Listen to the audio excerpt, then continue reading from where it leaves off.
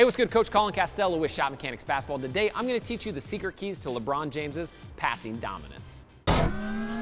At the vision, the ability to put a guy on his back and then make the... All right, so LeBron James is an absolute master at passing the basketball and getting his teammates involved and getting them a ton of open looks. Today, what we're going to do is we're going to walk through some of those secret keys he uses. That way, you can drop more dimes and get more assists just like LBJ. But before I get into it, wait around to the end of the video because my guys over at East Bay have something really, really special for you that you're not going to want to miss. So the very first thing we want to think about when it comes to passing dominance like LeBron is using your eyes to move the defense. And what I mean by that is when you watch LeBron, a lot of times when he's making spectacular plays and great passes, he's using his eyes to manipulate the defense first before he actually fires the pass. So think about it like this. Let's say we've got a cutter in the corner who's back cutting towards the basket, right?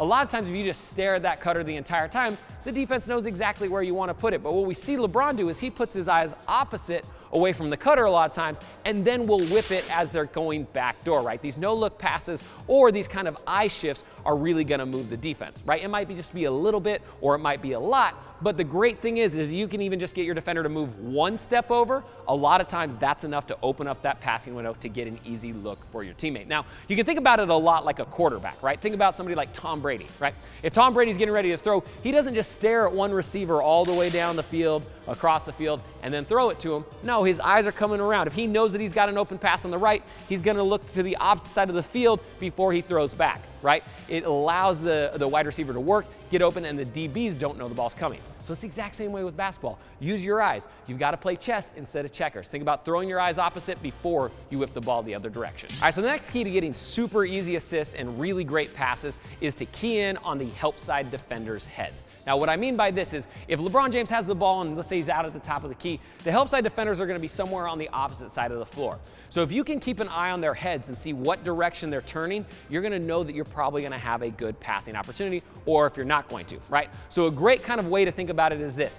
If you can see both eyes of a defender, that means that they're susceptible to get back cut, to get cut on, to have their player get an open look, right? Because if I'm dribbling out here and I can see two eyes from the help side defender on the other side, that means that he's lost track of his man, and it's a great time to start looking for an assist. So you might be dribbling around and you might look up and be able to see, two eyes of three different defenders. That means you've got three great passing options that might start to open up because the second they're not seeing man and ball is the second that a great assist opportunity is going to come. So be aware of the eyes, right? See if you can see the eyes, and if you can see two pair of eyes, it's probably going to be a good assist opportunity. All right, so the next thing that you need to work on to be an elite level passer like LeBron is being able to pick the basketball up and deliver it with one hand and one hand only, and you've got to be able to do it with both hands, right? So if you watch LeBron, a lot of times as he's dribbling, let's say it's in his right hand and he's going to throw a back cut pass, he doesn't have to catch, pick up, and then throw to deliver it, right? Most of the time he'll just control with this one hand and sling it out. Now, if you're a really, really young player, that can be pretty tough, but it's something that you want to develop earlier rather than later,